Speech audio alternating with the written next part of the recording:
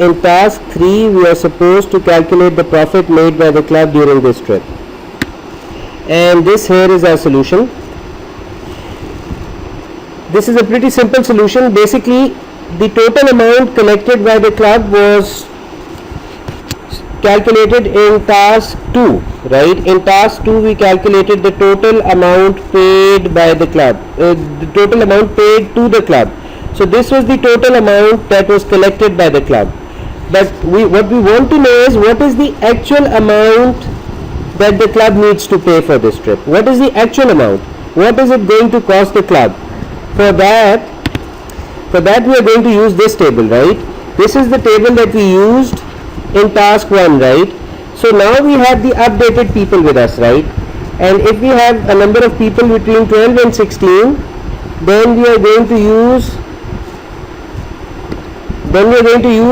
this category, right? This group, right? The costing given in this group. The bus is going to cost us $150. The cost of a meal is going to be $14, and the cost of a theatre ticket is going to be $21, right? So we have actually used these values to calculate the actual cost that the club has to pay if the number of people are between 12 and 16. This is the actual cost that the club has to pay.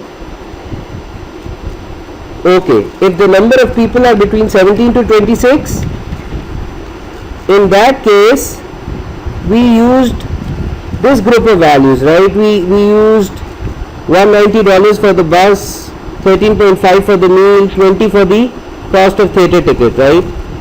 So this is the actual amount. This is the actual amount right here, using this equation, right, that the club needs to pay for this trip, right? If number of people going are between 17 and 26. However, if number of people going are between 27 and 39, then we are going to use the values costing calculation. We are going to do our costing using the values given here in this row, right? And this is the actual cost that the club will have to pay, right, using the costs given, right? This is the actual cost that the club will have to pay. But remember, the club already calculated the total amount in task 2. So the total amount that was collected by the club from the senior citizens minus the actual cost, right, that the club has to pay is our profit. This is the profit that the club has made. Now, so this is fairly simple. The club already received the amount in task 2. In task 3, what we are doing is we are calculating the actual amount that the club has to pay, right? And the actual amount that the club has to pay is calculated using this formula. So this is how we calculate our profit. To understand how the profit was calculated, let's just assume a few sample values, right? A few example values. For example, we are assuming here that 13 people wanted to go on the trip, right? Basically, if in task 1 we had 13 people, that meant what? 11 of these 13 were senior citizens and 2 were helpers.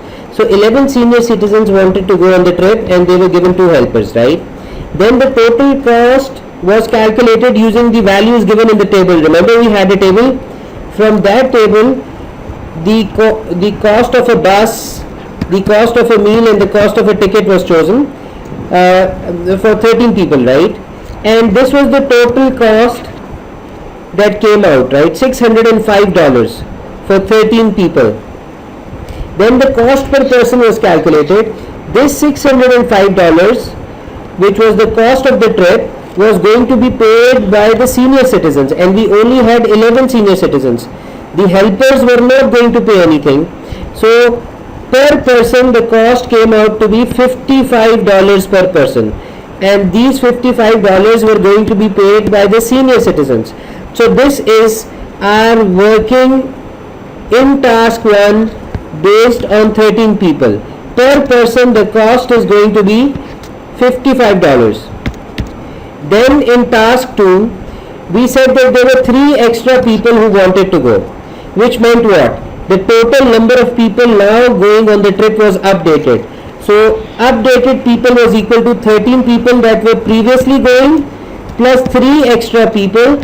So now we had 16 people going on the trip. 16 people going on the trip. I should say 16 updated people that were going on the trip, right? And the amount that these people were going to pay was saved in an array, right? The name of this array was amount paid, right? So we saved the amount that each of these people were going to pay in this array called amount paid. And for every senior citizen, we saved $55 for every senior citizens. With 16 people, right, we were going to have 14 senior citizens and 2 helpers, right? So 14 senior citizens, all of them paid $55, right?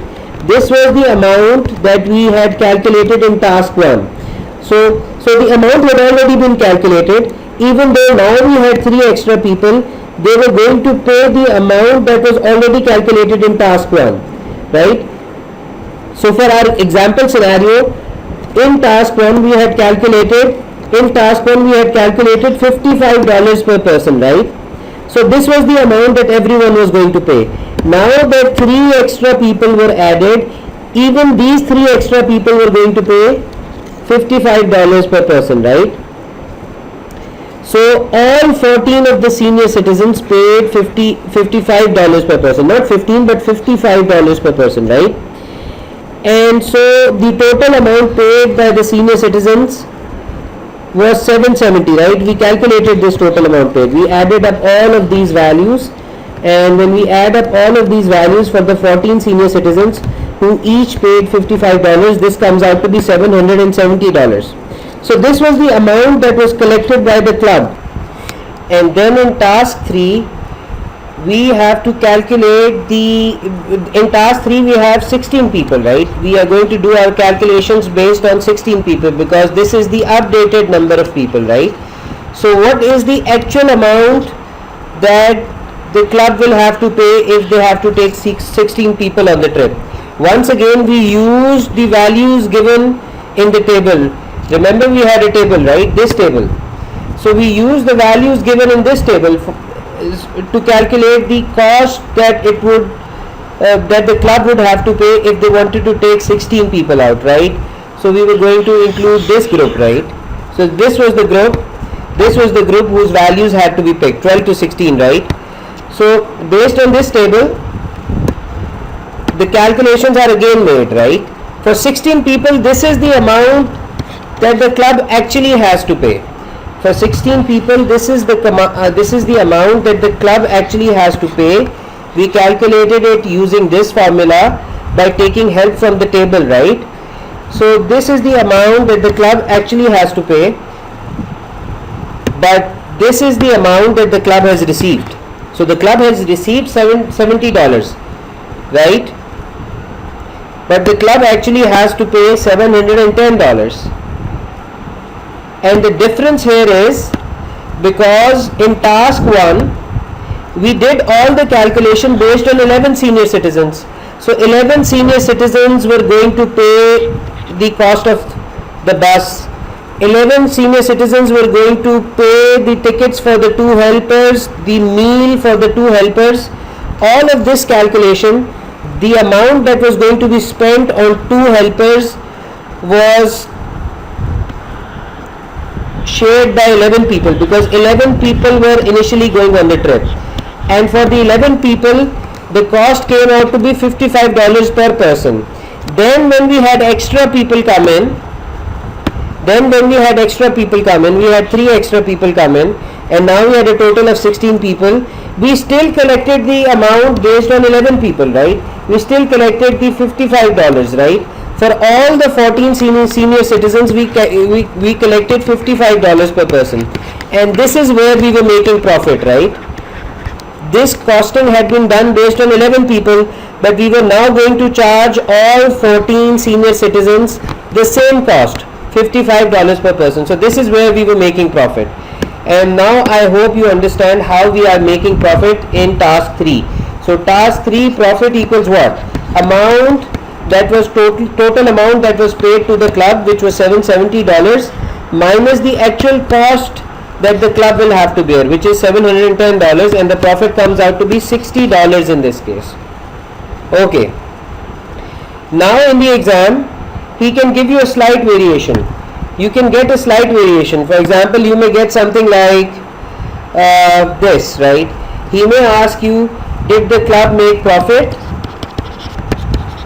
Did the club make profit?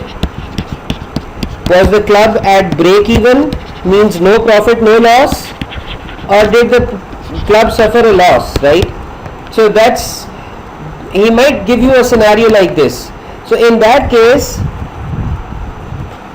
you should note that this is the total cost that was calculated in task 3. So in task 3 we are going to make some modification in our code for this situation. For this situation we are going to say, if total cost equals total amount received or total amount paid, right? Total amount paid.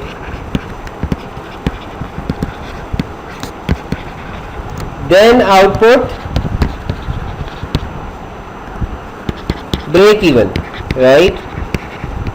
Because if the total amount paid in task 2, this was calculated in task 2, is the same as the total cost that has been calculated in task 3, right? We calculated the actual cost that it was going to cost the club.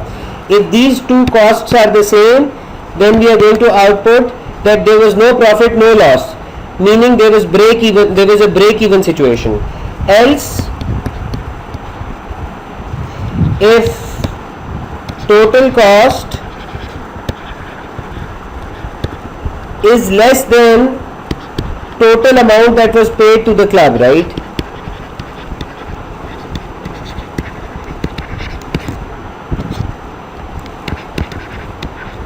So total cost that it is going to, that the club has to pay, let's say, is $710, right? And the total amount that the club received was $770, right? So in this case the club is making profit, right? It has received more amount than the actual cost it is going to have to pay, right? So in this case we are going to output profit, right? That's the output we are going to give in this case. And the third scenario would be, else output loss, right?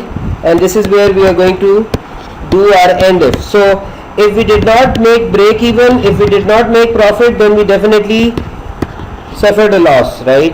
So I hope you understand how this works. This total cost is the cost that was calculated in task 3, and this total amount paid is the amount that was received by the club during task 2. So if both these are equal, both of these are equal, that means, you know, the amount received by the club is the same that the amount the club will have to spend. In that case we are at break even. If the amount received by the club is greater than the amount that the club has to spend, then the club made some profit, otherwise the club suffered a loss. I hope you understand this.